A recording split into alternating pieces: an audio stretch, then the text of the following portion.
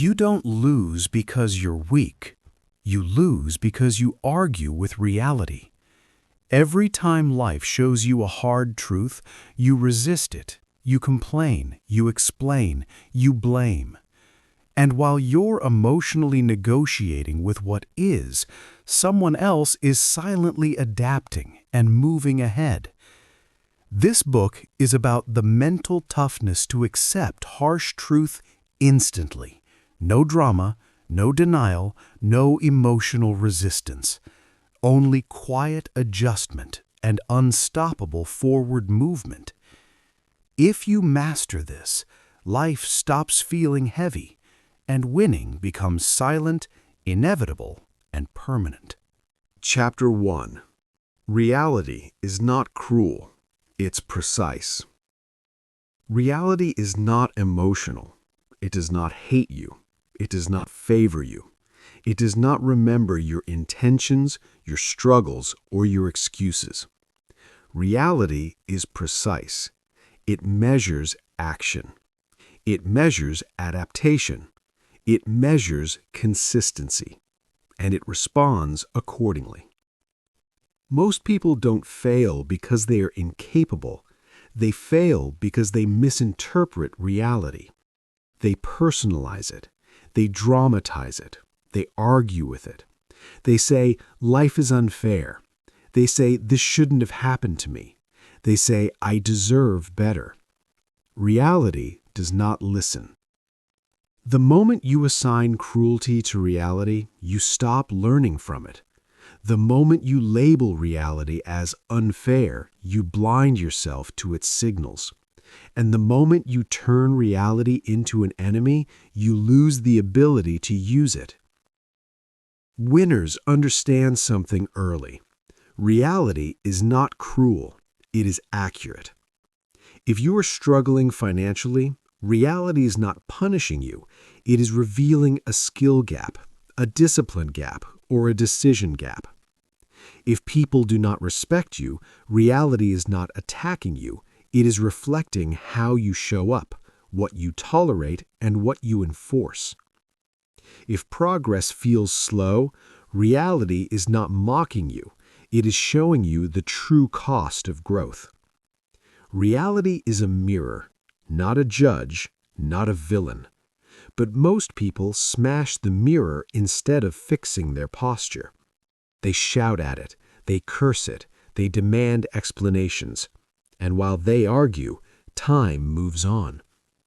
This is where losing begins, because every second you spend emotionally reacting to reality is a second you are not adjusting to it. And reality only rewards adjustment. Let this sink in. Reality does not negotiate. Reality does not compromise. Reality does not lower standards. It simply waits. And those who refuse to adapt are slowly erased. This is why emotional people stay stuck. They want reality to bend to their feelings. They want comfort before effort. They want validation before results. But reality does not care how you feel about gravity. Step off the edge and you fall. Reality is precise. You either understand the rules or you suffer the consequences. This chapter is not about motivation. It is not about positivity. It is not about mindset tricks. It is about stripping emotion from perception. Because the moment you see reality clearly, you gain leverage. Look at your life right now. Not the story you tell yourself, not the excuse you repeat, not the version where you were misunderstood. Look at the raw results. Your body is evidence. Your bank account is evidence. Your relationships are evidence. Your habits are evidence. Reality has already graded you, silently, accurately, without opinion. And that grade is not permanent unless you argue with it. Most people don't want truth. They want reassurance. They want to hear, you're doing fine. They want to hear, it's not your fault. They want to hear, just keep believing. Reality does not reassure. It instructs, if you are paying attention. The problem is not that reality is harsh. The problem is that ego is fragile. Ego wants to be right. Ego wants to be seen as good. Ego wants to protect its identity. Reality wants progress, and progress requires accuracy, not comfort. This is why disciplined people seem calm. They are not emotionally negotiating with life. They are not offended by feedback. They are not shocked by resistance. They expect resistance. They read reality like a report, not an insult. When something fails, they ask one question: what does this tell me? Not why me, not who's to blame, not how is this fair. Those are losing questions. Winning questions are quiet, cold, precise. Reality responds to those questions. Here's the behavioral shift you must make starting now. Stop reacting. Start observing. When something goes wrong, pause. Do not speak. Do not complain. Do not explain. Just look. What pattern is repeating? What standard are you failing to meet? What behavior is being punished? Because reality always punishes patterns, not people. If you keep missing deadlines, reality will reduce trust. If you avoid discomfort, reality will reduce growth. If you tolerate disrespect, reality will deliver more of it. Not because it's cruel, but because it's consistent. Reality trains you whether you like it or not. The only choice you have is whether you learn willingly or through pain. Most people choose pain, then call reality evil. But disciplined individuals choose learning. They understand that every obstacle is instruction, every loss is data, every delay is feedback, and feedback is power if you remove emotion from it. This is where the shift happens. The moment you stop arguing with reality, you stop bleeding energy. The moment you accept precision over comfort, you regain control. Acceptance is not weakness. Acceptance is clarity. You cannot change what you refuse to see, and you cannot see clearly while emotional. So here is your directive for this chapter.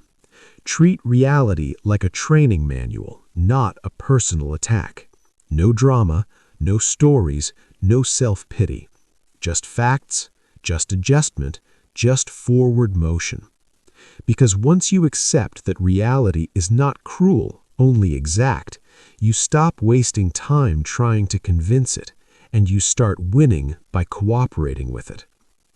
In the next chapter, we will go deeper into the true enemy, not failure, not people, not circumstances, but emotional resistance, the silent force that keeps most people trapped exactly where they are. Chapter 2. Emotional resistance is the real enemy. Most people believe their enemy is failure. They believe it is rejection. They believe it is bad luck, unfair people, or difficult circumstances. They are wrong. The real enemy is emotional resistance. Emotional resistance is the refusal to accept what already happened. It is the internal argument against reality. It is the voice that says, "This shouldn't be this way." And that voice is expensive. Every time you resist reality emotionally, you lose energy. Every time you replay what should have been, you delay what could be. Every time you complain internally, you weaken your position. Reality does not respond to resistance. It responds to adjustment. This is where most lives stall. Something goes wrong. A plan fails. A person disappoints you. An opportunity closes. Instead of moving forward, the mind stops. It replays the moment. It analyzes the injustice. It demands closure. It wants fairness before progress. That pause feels harmless. It feels human, It feels justified, but it is lethal. Because while you are emotionally resisting, time keeps moving, others keep adapting, systems keep operating, and reality quietly leaves you behind. Emotional resistance has many disguises. It sounds like anger. It sounds like sadness. It sounds like overthinking. It sounds like explaining your side to people who don't care. But underneath all of it is the same message. I refuse to accept this as it is. And the longer you refuse, the longer you stay stuck. Here is the brutal truth. Acceptance is the fastest form of power. Not approval, not liking it, not pretending it doesn't hurt. Acceptance. Acceptance means saying, this is the situation. Nothing more, nothing less. The moment you accept, you regain choice. Before acceptance, you are reactive. After acceptance, you are strategic. Emotional resistance keeps you reactive. You react to words. You react to outcomes. You react to setbacks. Strategic people do not react. They reposition. They understand something most people never learn. Pain is unavoidable. Suffering is optional. Pain is what happens. Suffering is what you add by resisting. If you lose a job, that's pain. If you spend months angry, ashamed, and replaying it, that's suffering. If someone leaves you, that's pain. If you obsess, stalk, and beg reality to undo it, that's suffering. Reality delivers pain. You decide how much suffering follows. Emotional resistance multiplies pain, and it does it quietly. It drains focus. It clouds judgment. It slows reaction time. That's why emotional people are always late to adapt. They need time to feel. They need time to process. They need time to understand why. By the time they're ready, the window has closed. Discipline does not wait for emotional closure. It acts on incomplete comfort. This is why calm people seem unfairly effective. They don't feel less, they move faster.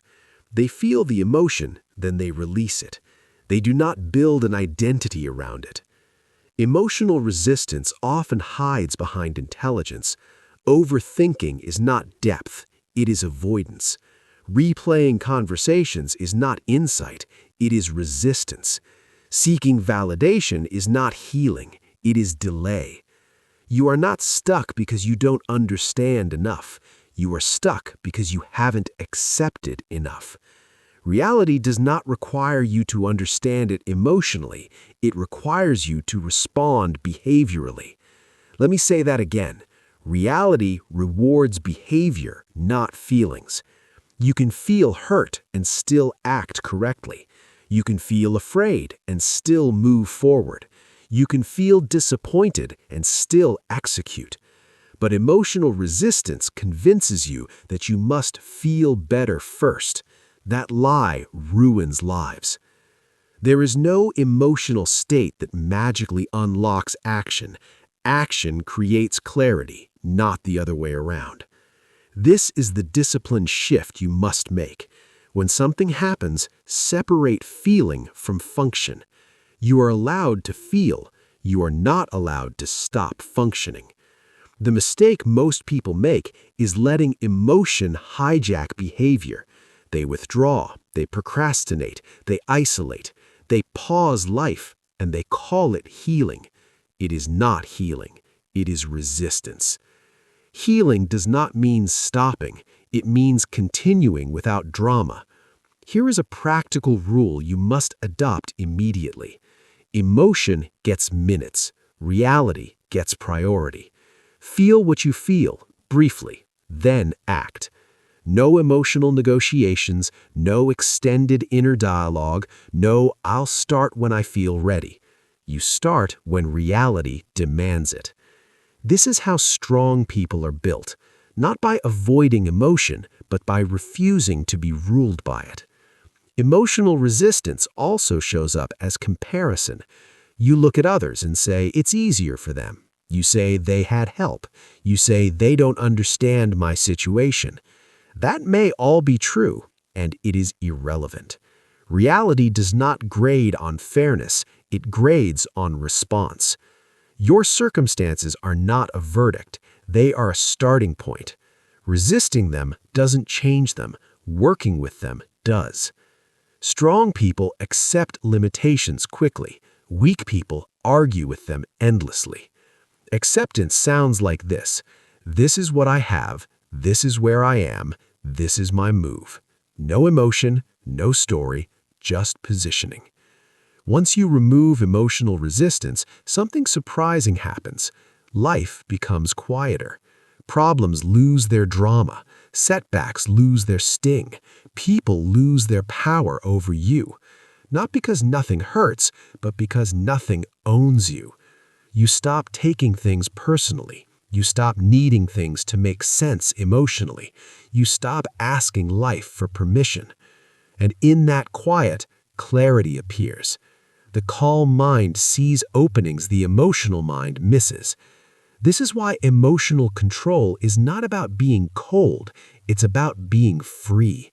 Free from internal arguments, free from wasted energy, free from self-inflicted suffering.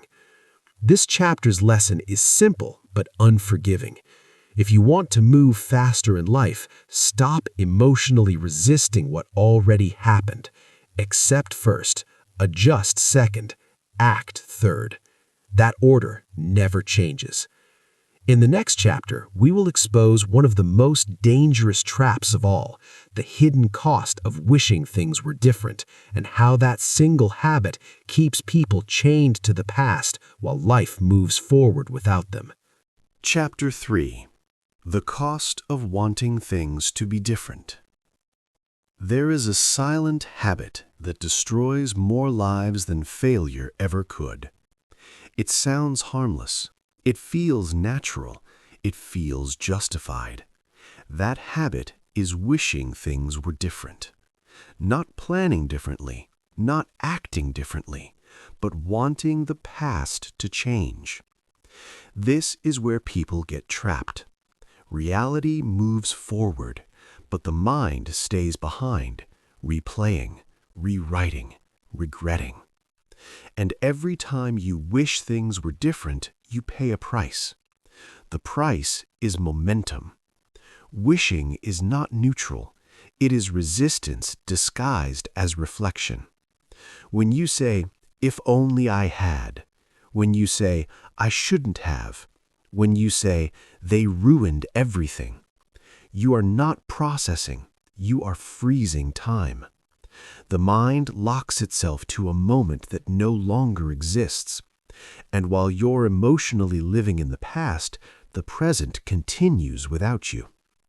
This is how people fall behind quietly. They are not lazy. They are not stupid. They are not incapable. They are mentally unavailable, unavailable to now. Reality does not operate in if only. It operates in what next. And every second spent wishing is a second stolen from adjustment. Let's be clear. Regret feels intelligent. It feels like accountability. It feels like learning. But most regret is not learning. It is punishment. You replay the scene. You criticize yourself. You imagine better outcomes. And you call it growth. It's not. Growth looks forward. Punishment looks backward. Learning asks, what do I do differently now? Regret asks, why wasn't I better then? One builds power, the other drains it. Here is the hard truth. You cannot change the past, but you can ruin the future by arguing with it. The mind that keeps saying, "This shouldn't have happened," never asks, "What does this prepare me for?" And that is the real loss. Wishing things were different is emotional bargaining. You are negotiating with time. You are asking reality for a refund. Reality does not issue refunds. It issues lessons. And if you don't collect the lesson, you pay again. This is why the same mistakes repeat. Different people, different situations, same outcomes, because the lesson was never accepted. Acceptance is not saying, it's okay. Acceptance is saying, it happened. No emotion attached, no commentary, just fact. The past is data, nothing more. But most people turn it into identity. They say, I messed up, instead of, that decision didn't work. They say, I failed, instead of, that approach failed. Language matters. When you become the mistake, you stay stuck in it. When you study the mistake, you outgrow it. Wishing keeps you emotionally loyal to the old version of yourself, and that loyalty is expensive. You cannot become disciplined while defending your past behavior. You cannot evolve while justifying who you were. This is where quiet winners separate themselves. They do not romanticize the past. They do not resent it either. They close the chapter, they extract the lesson, then they move on without ceremony. No announcement, no emotional closure ritual, no long goodbye. They understand something most people resist. Closure is a decision, not a feeling. You don't feel finished, you decide to be finished, and then you act accordingly. Most people wait to feel ready. Ready never comes. Reality rewards decisiveness, not emotional readiness. Here is the behavioral instruction you must apply immediately. When you catch yourself wishing the past were different, interrupt it. Do not indulge it. Do not explore it. Do not analyze it. Interrupt it. Replace the thought with one question. Given this is true, what is my next correct move? Not the perfect move, not the emotionally satisfying move, the correct move. Progress does not require confidence, it requires direction. This single question pulls you out of the past and into action, because wishing is passive, action is active, and reality only responds to activity. Understand this clearly. The past has already taken what it will take from you. Do not let it take your future as well. Every day you spend mentally revisiting old pain is a day you are not building new strength, and strength is built forward. The disciplined mind treats the past like a closed file, accessible for reference, not for residence. You don't live there. You don't decorate it. You don't argue with it. You move on. This does not mean becoming cold. It means becoming efficient. Efficiency with emotion, efficiency with time, efficiency with energy. Wishing things were different feels human, but discipline is choosing what works over what feels natural. Natural instincts want comfort. Reality rewards competence. You cannot negotiate your way into a better life. You must act your way into one, and action only happens in the present. This is why the phrase accept and move on exists. Not accept and dwell, not accept and talk about it forever. Accept, then move. Because acceptance without movement is stagnation, and movement without acceptance is chaos. Both fail. Here is the anchor truth of this chapter. The moment you stop wishing things were different, you reclaim your future. Not gradually, immediately. Your energy returns, your focus sharpens, your next step becomes obvious. You stop living in reaction, you start living in response. In the next chapter, we will confront something most people secretly fear: harsh truth. Not gentle truth, not comforting truth, harsh, direct truth. And why accepting it instantly is one of the fastest shortcuts to power you will ever learn. Chapter 4.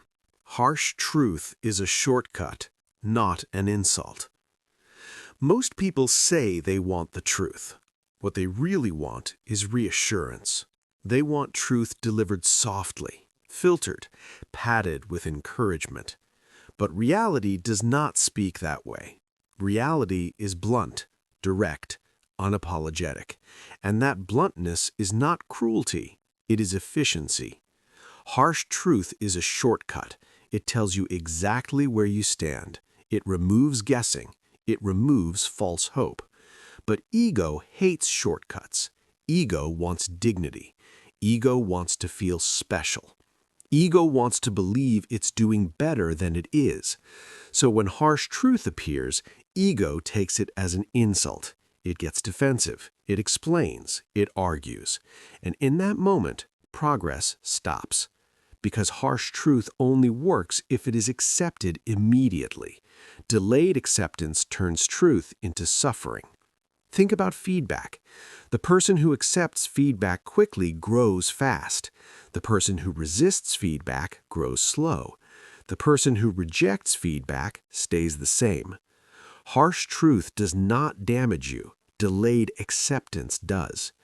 Most people don't realize this. They spend years offended by information that could have fixed their life in weeks. Someone tells them they're inconsistent. They argue. Someone tells them their standards are low. They justify. Someone tells them their work isn't good enough. They take it personally. Reality watches quietly. Then it delivers consequences. Harsh truth is always cheaper than consequences. Always. Truth is a warning. Consequences are enforcement. If you ignore the warning, you earn the enforcement. This is why disciplined people seek truth aggressively. They ask uncomfortable questions. They invite criticism. They test assumptions, not because they enjoy pain, but because they hate wasted time. Time is the only currency reality does not refund. Harsh truth compresses time. It collapses years of trial and error into a single moment of clarity, but only if you can hear it without emotion. Here is where most people fail. They confuse truth with tone. They reject information because they don't like how it was delivered. They say, that was rude. They say, they could have said it nicer. They say, they don't understand me.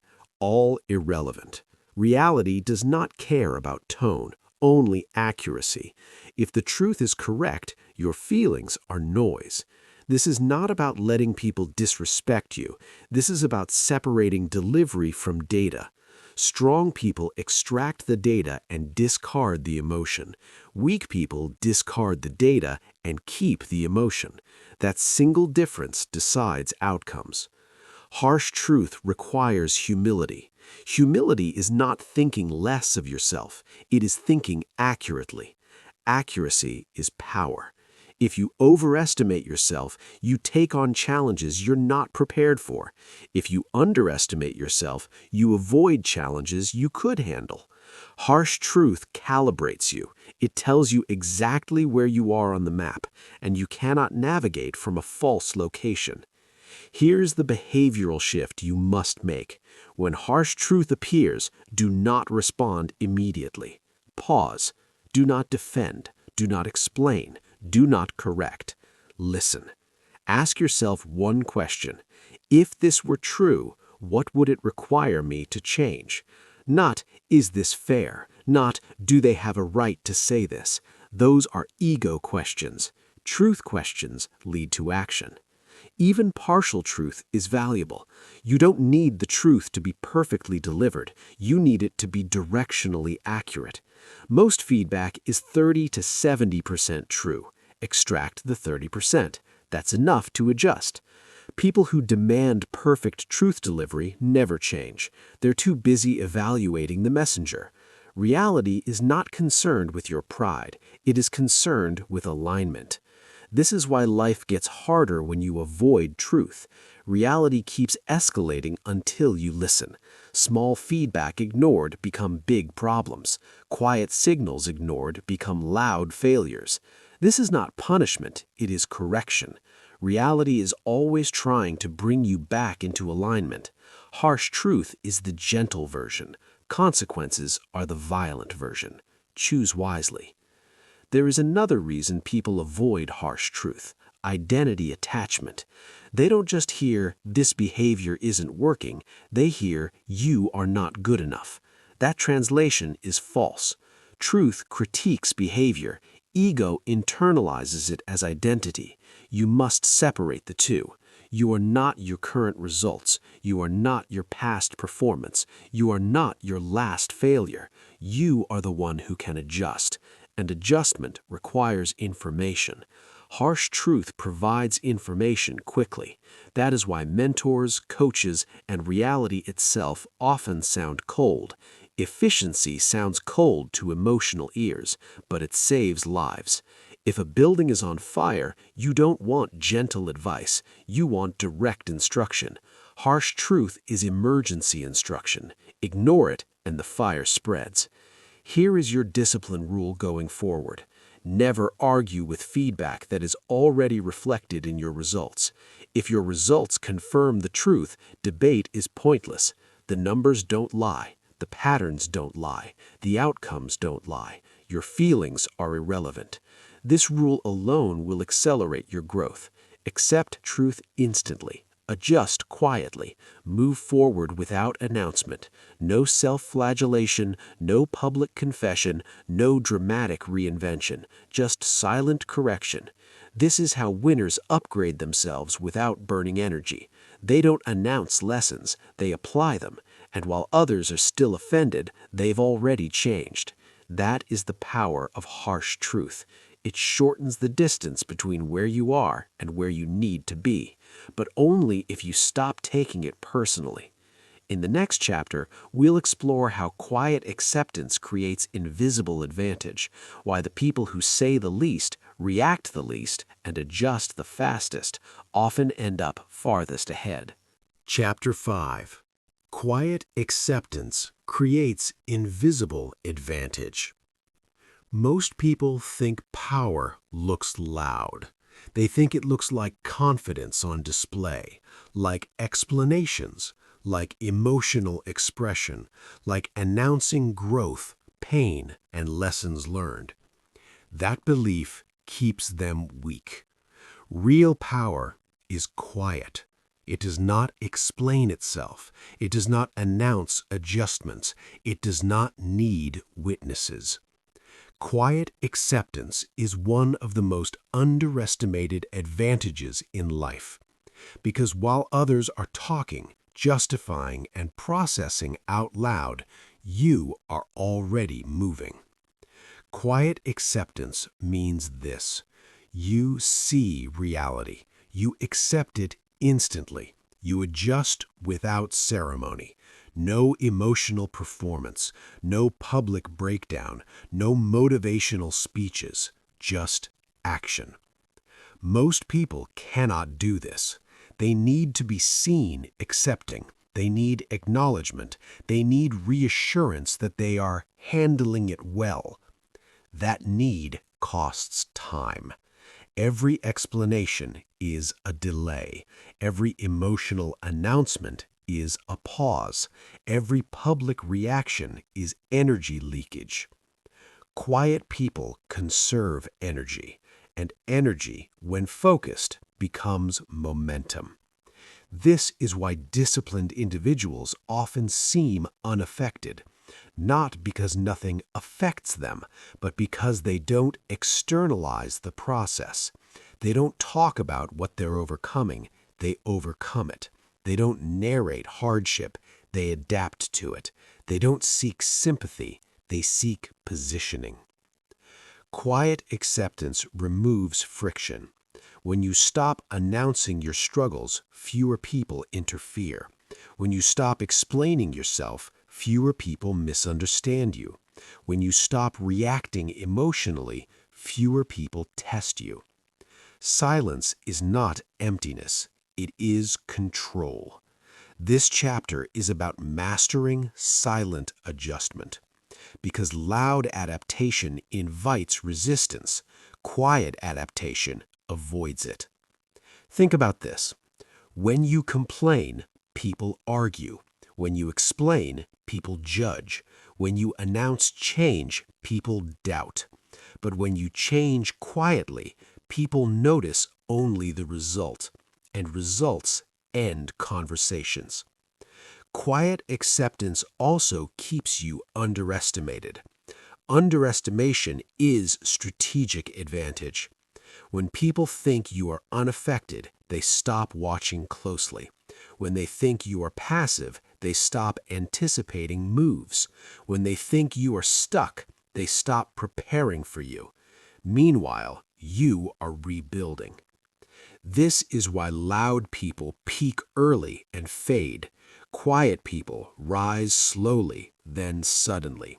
They do not reveal strategy. They do not leak intention. They do not give previews. They let reality reveal the outcome. Quiet acceptance also protects your emotional center. When you externalize pain, you attach identity to it. You become the one who's struggling. You become the one who went through something. That identity is hard to drop. Quiet acceptance lets pain pass through without becoming who you are. You experience it, you learn from it, you move on. No labels. This is discipline. Discipline is not suppression, it is containment. You contain emotion so it doesn't spill into behavior. This containment allows precise action. Here is a key distinction you must understand. Silent does not mean passive. Quiet does not mean weak. Quiet is intentional. It means you choose not to react publicly. You choose not to justify. You choose not to dramatize. And that choice frees mental bandwidth. Mental bandwidth is everything. The less you talk, the more you see. The less you react, the more you calculate. The less you explain, the more you execute. This is why quiet people seem 2 steps ahead. They are not faster thinkers, they are less distracted. Quiet acceptance also short-circuits conflict. Most conflicts escalate because of emotional expression, tone, words, reactions. When you accept quietly, you remove fuel. You don't argue with reality. You don't argue with people. You adjust. And adjustment disarms opposition. This is especially important in modern life, where attention is currency. Every emotional reaction feeds systems that profit from distraction. Quiet acceptance starves those systems.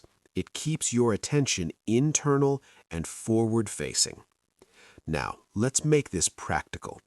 Here is a behavioral rule you must adopt. When something goes wrong, reduce output, increase input. Do not speak more, observe more. Do not explain, assess. Do not announce change, implement it. This is not secrecy for ego. This is discipline for progress. Another rule: results speak once, excuses speak forever. If you are explaining, you are behind. Winners do not explain losses, they erase them. They let improved behavior rewrite the story. Quiet acceptance also changes how people treat you. People test boundaries through reaction. They push to see emotional response. When you don't react, they stop pushing. Calm signals strength, not loud confidence, not aggression. Calm.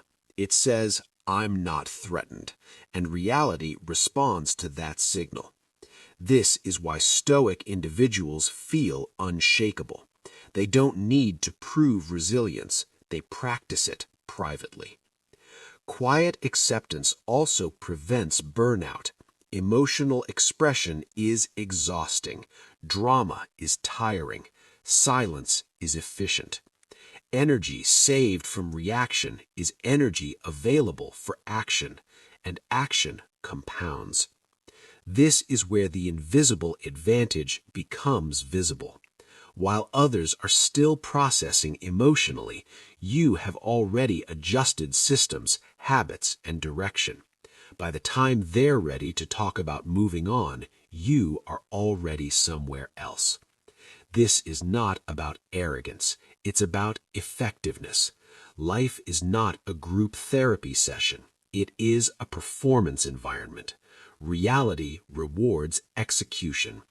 Quiet acceptance is how you execute without friction. Here is the anchor truth of this chapter.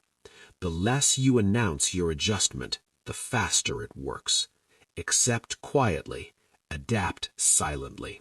Let outcomes do the talking. In the next chapter, we will sharpen this further by turning emotional control into a strategic weapon, not for suppression, but for domination of your internal state. Chapter 6. Emotional control is a strategic weapon. Most people think emotional control means being calm. That is surface-level understanding. Emotional control is not about appearing relaxed. It is about maintaining command when pressure appears. Pressure reveals structure.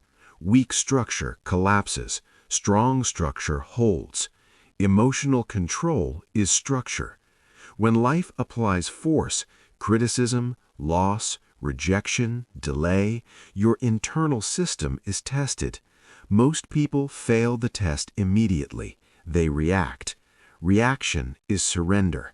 The moment you react emotionally, you hand control to the environment, to other people, to circumstances, and reality always exploits surrendered control. This is why emotional people are predictable. You can press their buttons, you can steer them, you can disrupt them. They become reactive machines. Strategic people are different. They pause. That pause is not hesitation, it is calculation. The pause is where power lives. Emotional control gives you choice, choice of response, choice of timing, choice of direction. Without control, you are forced to respond immediately, and immediate responses are rarely intelligent. Life does not reward speed of reaction, it rewards precision of response. Precision requires control. Let's make something clear. You will feel emotion, always. Emotional control is not emotional absence, it is emotional leadership. You feel anger, but anger does not drive behavior. You feel fear, but fear does not set direction. You feel disappointment, but disappointment does not slow execution. Emotion informs. Discipline decides. Most people reverse this. They let emotion decide. Then they rationalize. That is why they regret decisions. Control flips the sequence. Feel, pause, choose. This sequence is the foundation of mental toughness. Without it, every plan is fragile. Here is how emotional control becomes a weapon. First, it denies your opponent leverage. Whether the opponent is a person, a problem, or a situation, emotional reaction gives them information. Anger reveals insecurity. Defensiveness reveals doubt. Over-explanation reveals weakness. Silence reveals nothing. Calm reveals nothing. And what cannot be read cannot be manipulated. Second, emotional control preserves energy. Reaction burns fuel. Control conserves it. Anger drains. Anxiety drains. Resentment drains. Discipline channels energy into action. This is why emotionally controlled people outlast others. They are not wasting strength fighting internally. They are focused externally. Third, emotional control sharpens perception. Strong emotion narrows vision. Control widens it. When emotional, you see threats. When controlled, you see options. Options create leverage. This is why emotional decisions often feel right but fail later. They were made with partial information. Control lets the full picture appear. Now let's talk behavior. Here is a rule you must adopt immediately. Never make decisions in the peak of emotion. Not when angry, not when excited, not when afraid. Peak emotion distorts judgment. If a decision matters, delay until emotion settles. Delay is not avoidance, it is discipline. Another rule: respond slower than expected. Fast responses feel powerful, they are usually weak. A delayed response communicates confidence and control. You do not rush to defend, you do not rush to explain, you do not rush to react, you assess. That assessment time is where you win. Emotional control also prevents escalation. Most damage is not caused by events, it is caused by reactions to events. A calm response often ends conflict before it grows. A controlled silence often forces the other side to reveal more. This is strategy. Now understand this deeply. Emotional expression feels relieving, but it weakens position. Venting feels good, it does nothing. Control feels uncomfortable, but it builds strength. This is why discipline feels heavy at first. You are denying instinct. Instinct wants release. Discipline wants results. Results require restraint. This restraint is not repression, it is redirection. You don't kill emotion, you harness it. Anger becomes focus. Fear becomes preparation. Disappointment becomes correction. Uncontrolled emotion explodes. Controlled emotion drives. This is how elite performers operate. They are not calmer because life is easier. They are calmer because control is trained. Control is trained through repetition. Every time you pause instead of reacting, you strengthen the muscle. Every time you choose behavior over feeling, you gain ground. This is training, not theory, not philosophy, training. Here is a simple exercise to implement daily. When something triggers you, say nothing for 10 seconds. 10 seconds. That pause interrupts reaction. In those 10 seconds, ask, what response increases my position? Not what feels fair, not what feels satisfying, what increases position? That question alone filters weak responses. This is how emotional control becomes tactical. You stop expressing, you start positioning. Positioning beats emotion every time. People who master emotional control are rarely dramatic, they are rarely loud, they are rarely reactive, they are stable. And stability is intimidating, because stability cannot be shaken. This is what makes someone unmovable under pressure. Not confidence, not positivity, control. Control of reaction, control of speech, control of behavior. And control always compounds. The longer you practice it, the more automatic it becomes. Eventually, reaction disappears, response remains. Here is the anchor truth of this chapter. If you control your emotions, nothing outside you can control your direction. In the next chapter, we will confront the silent killer of discipline, excuses, and how every excuse is simply another argument with reality that delays winning. Chapter 7. Discipline begins where excuses end. Excuses are not lies. They are explanations that protect comfort. They sound reasonable. They sound logical. They sound justified. And that is why they are dangerous. An excuse is an argument with reality that feels intelligent. It says, given my situation, this is understandable. It says, if things were different, I would perform better. It says, this isn't the right time. Reality does not respond to explanations. It responds to execution. Every excuse delays action. Every delay weakens discipline. Every weakness compounds. This is how potential rots. Most people do not lack motivation, they lack standards. and excuses exist to lower standards without guilt. Excuses make inaction feel moral. They tell you that you are still a good person, just not ready yet. But reality does not care if you are good. It cares if you are effective. Discipline begins the moment excuses are no longer allowed. Not reduced, not negotiated, eliminated. This chapter is about stripping away the most comfortable lie you tell yourself, that you would perform better if conditions improved. Conditions improve after performance, not before. This is where most people get trapped. They wait for energy, they wait for clarity, they wait for confidence, and they call it preparation. It is not preparation, it is avoidance. Discipline acts first, feeling follows. Excuses reverse that order.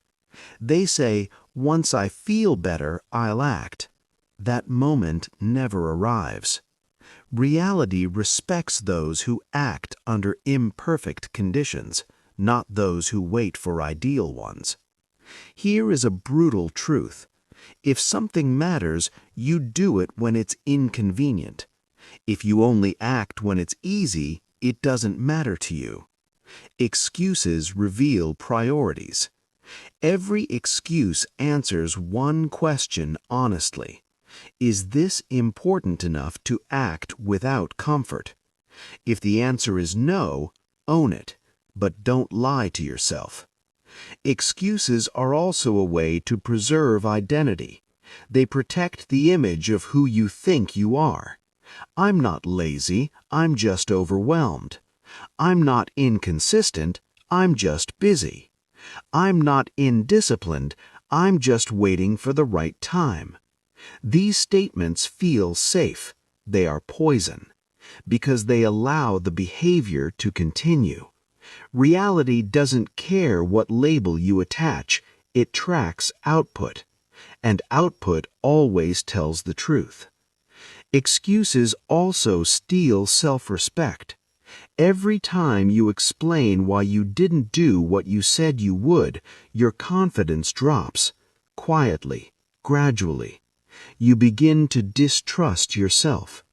This is why discipline builds confidence, not the other way around. Confidence is a byproduct of kept promises.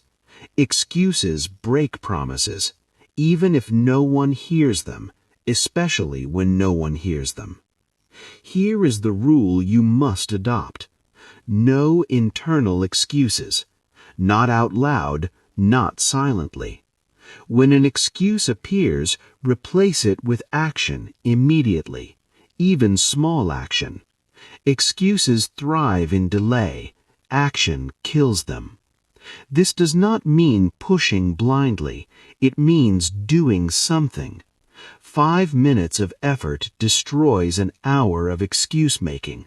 Momentum does not require motivation. It requires movement. Another rule: lower volume, raise standards. Stop talking about what you will do. Increase what you actually do. Silence removes the pressure to perform for others and forces you to perform for yourself. Excuses are often social. They are performed. They are stories designed to maintain approval. Discipline does not seek approval. It seeks results. This is why disciplined people say less. They don't need excuses because they don't announce intentions. They let outcomes speak. Now, understand this clearly. Reality is not asking for perfection. It is asking for consistency. Excuses often sound like perfectionism. I can't do it right. I won't do it at all. That is not high standards. That is fear disguised as integrity. Consistency beats intensity every time. One imperfect action repeated daily beats flawless planning with no execution. Discipline chooses repetition over inspiration. Excuses choose comfort over progress. This is where mental toughness shows itself. When you act despite fatigue, when you act despite doubt, when you act despite lack of motivation, that is not punishment, that is training. And training always feels heavy before it feels natural. Here is a practical filter to destroy excuses. When an excuse appears, ask, would I accept this excuse from someone I respect? If not, discard it. Hold yourself to the standard you admire. Reality will meet you there. Excuses also have patterns. Learn yours. I'm too tired. I'll start tomorrow. I need more information. I'm not ready. These are not unique. They are universal, and they are predictable. Predictability is weakness. Discipline breaks patterns. The disciplined mind does not negotiate daily.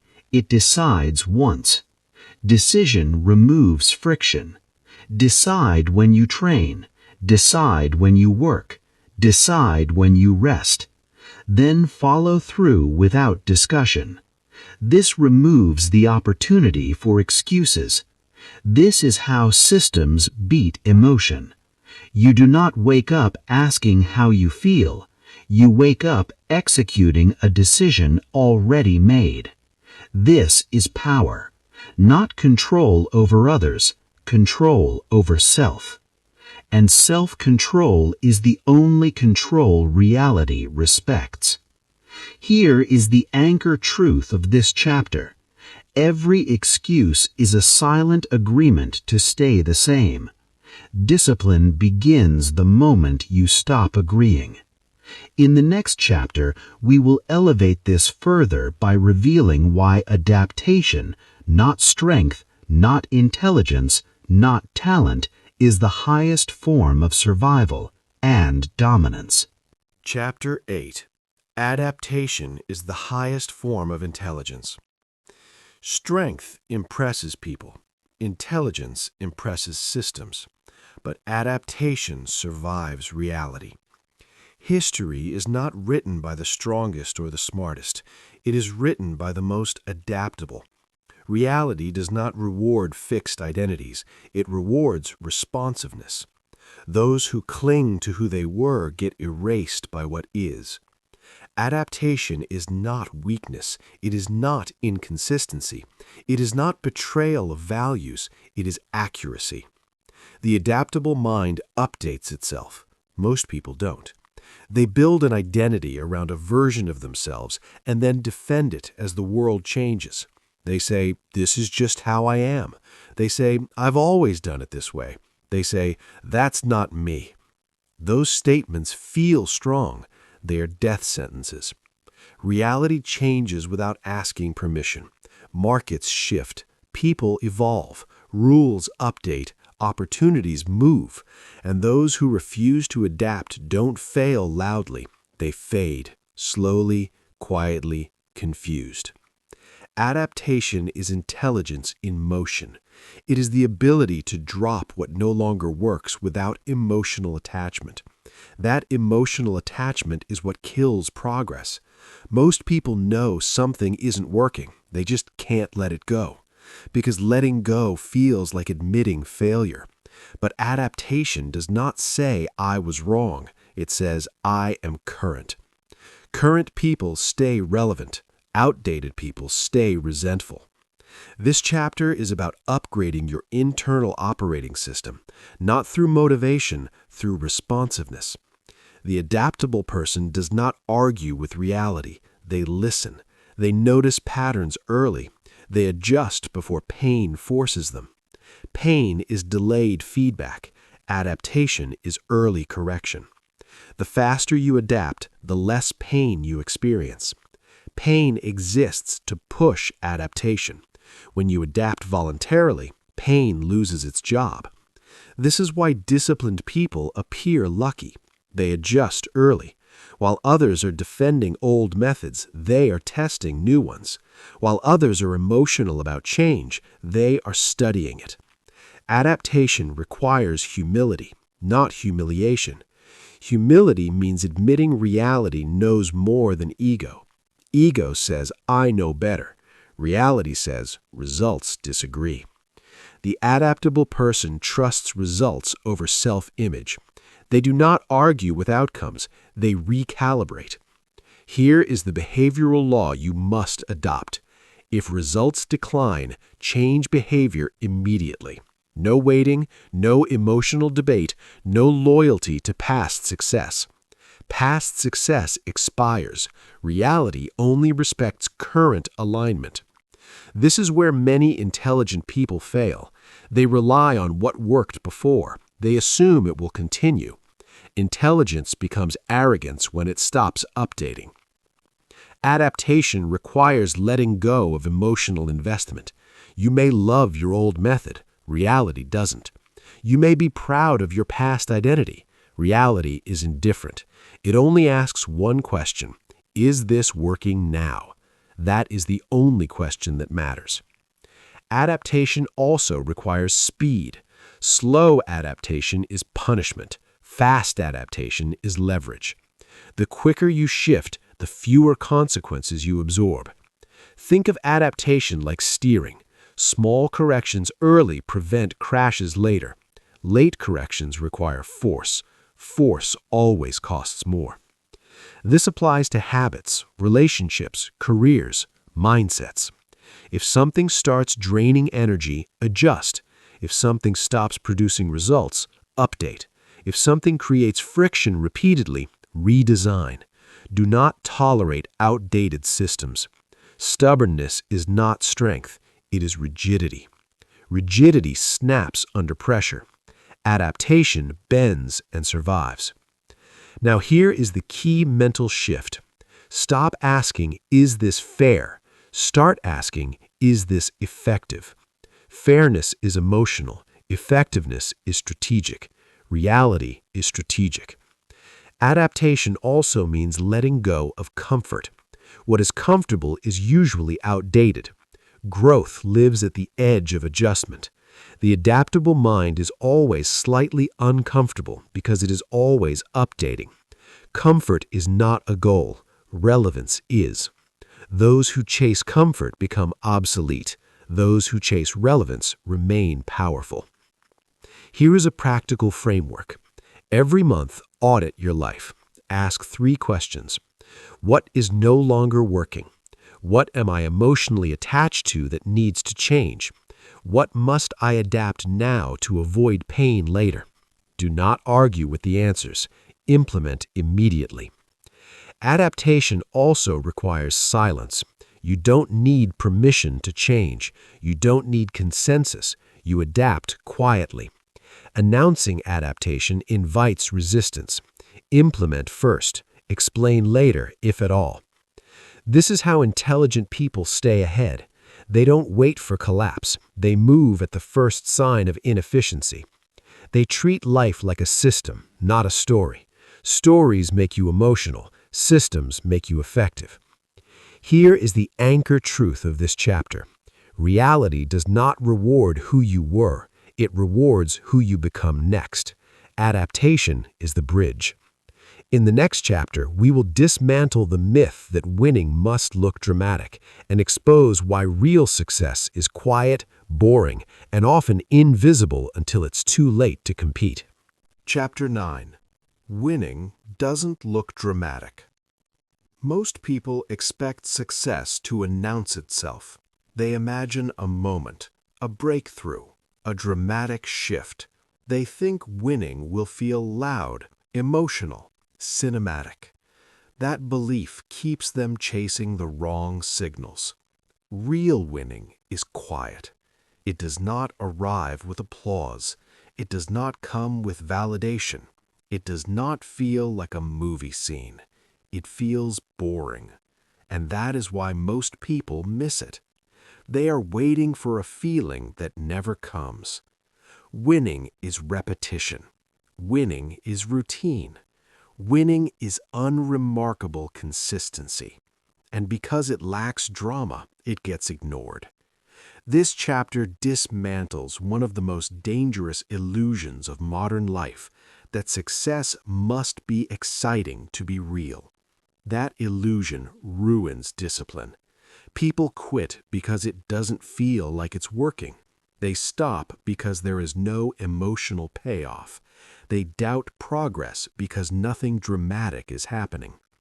But reality does not reward drama. It rewards accumulation. Small actions repeated daily outperform intense bursts of effort. Always. Winning hides in plain sight. It looks like showing up when no one is watching. It looks like improvement without praise. It looks like habits executed without motivation. Most people don't want that. They want recognition. They want external confirmation that they are on the right path. Reality does not confirm. It compounds. And compounding is invisible at first. This is why patience is rare. People cannot stand invisible progress. They want signals. They want milestones. They want feedback loops. But real progress often feels stagnant until it isn't. This is where discipline outlasts emotion. Emotion needs stimulation. Discipline only needs structure. The disciplined person does not ask, "Is this exciting?" They ask, "Is this aligned?" Alignment beats excitement every time. Winning also does not look like effort. From the outside, disciplined people seem calm, unbothered, unrushed. That illusion fools observers. What you don't see is the structure underneath. Systems, standards, non-negotiables. Drama is inefficient. Emotion is expensive. Winning requires efficiency. This is why loud people burn out and quiet people accumulate. The loud person needs reaction. The quiet person needs repetition. Repetition always wins. Another illusion. People believe success requires constant confidence. False. Winning requires consistency, not confidence. Confidence fluctuates. Consistency compounds. Most successful people do not feel confident daily. They feel obligated. Obligation to standards. Obligation to systems. Obligation to their word. That obligation replaces motivation. Motivation fades. Obligation remains. This is how quiet winners operate. They don't feel inspired.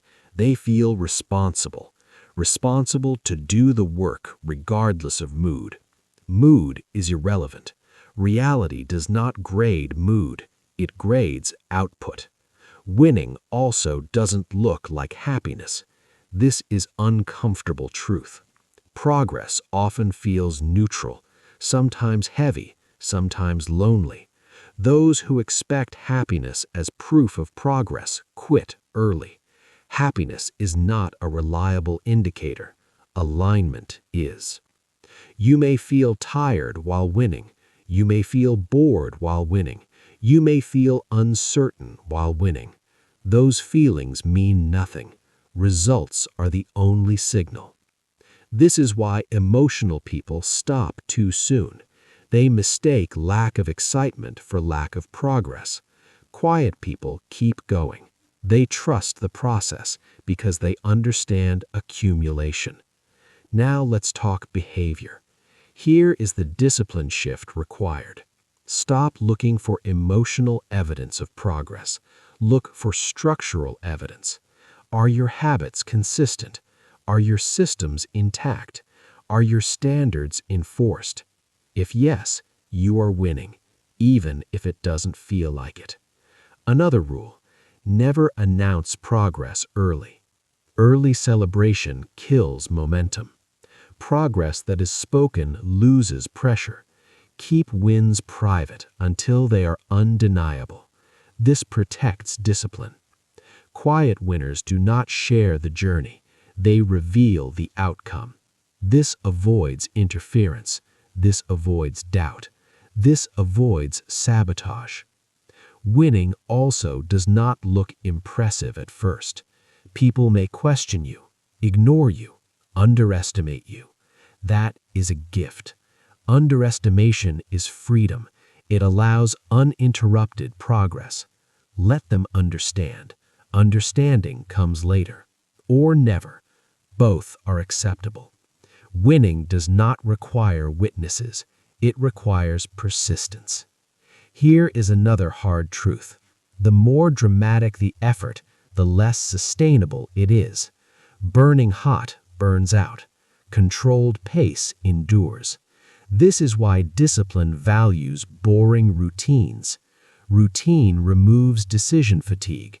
Routine removes emotion. Routine removes drama. Routine creates space for life to work. If your plan requires constant hype, it will fail. Reality does not sustain hype. It sustains systems. This is why real success feels anticlimactic. By the time it's visible, the work is already done. The growth already happened. Others are shocked. You are not, because you lived it, quietly, consistently, without applause. Here is the anchor truth of this chapter. If your progress feels boring, you are probably doing it right. In the final chapter, we will bring everything together and show how accepting reality fully makes you emotionally untouchable, mentally unshakable, and permanently positioned to win. Chapter 10. Becoming Untouchable by Life. There is a level of strength most people never reach. Not physical strength, not financial strength, not social strength, internal strength. The kind that cannot be shaken by loss, the kind that does not panic under pressure, the kind that remains stable when everything changes. This chapter is about becoming untouchable by life, not because life becomes easy, but because you stop being vulnerable to chaos. This is the final evolution of everything you've learned so far. When you stop arguing with reality, when you stop emotionally resisting, when you stop wishing the past were different, when you accept harsh truth instantly, when you adjust quietly, when you control emotion, when you eliminate excuses, when you adapt faster than pain arrives, and when you stop chasing dramatic validation, something changes. Life loses leverage over you. Events still happen, loss still occurs, pressure still exists, but none of it owns you. This is what untouchable means. It means nothing outside you dictates your direction. Most people live in reaction mode. Their mood depends on outcomes. Their confidence depends on feedback. Their peace depends on circumstances. That is weakness, because circumstances are unstable. Untouchable people build stability internally. They do not outsource emotional control. They do not negotiate their standards. They do not wait for conditions to align. They align themselves. This is where real freedom begins. Freedom is not doing what you want. Freedom is not avoiding responsibility. Freedom is not being controlled. Not by people, not by outcomes, not by fear, not by disappointment. Untouchable people still feel pain, but pain does not derail them. They absorb it, they process it quickly, they convert it into adjustment. Pain becomes training, failure becomes instruction, loss becomes information. This is the mindset shift that ends suffering, not by avoiding pain, but by ending resistance. Remember this. Suffering is pain plus resistance. Remove resistance, and pain loses power. Life stops feeling personal, not because you stop caring, but because you stop attaching identity to outcomes. You are no longer the one who failed. You are the one who adapts. You are no longer the one who was hurt. You are the one who learned. This identity is unbreakable because it is based on response, not result. Untouchable people trust themselves, not because they always win, but because they always respond correctly. That trust creates calm. Calm creates clarity. Clarity creates dominance. This is why emotionally controlled individuals feel dangerous. Not aggressive, not loud, dangerous because they don't panic. They don't rush. They don't collapse. They move when others freeze. This is the final behavioral instruction of this audiobook. Measure yourself by response, not outcome. Outcomes fluctuate. Response defines character. If your response is disciplined, you are winning, even in loss. Reality respects that. This is why setbacks stop feeling heavy. You no longer ask, "Why is this happening to me?" You ask, "What does this require from me now?" That question removes emotion and activates intelligence. Untouchable people do not seek comfort, they seek alignment. Alignment with reality, alignment with truth, alignment with action.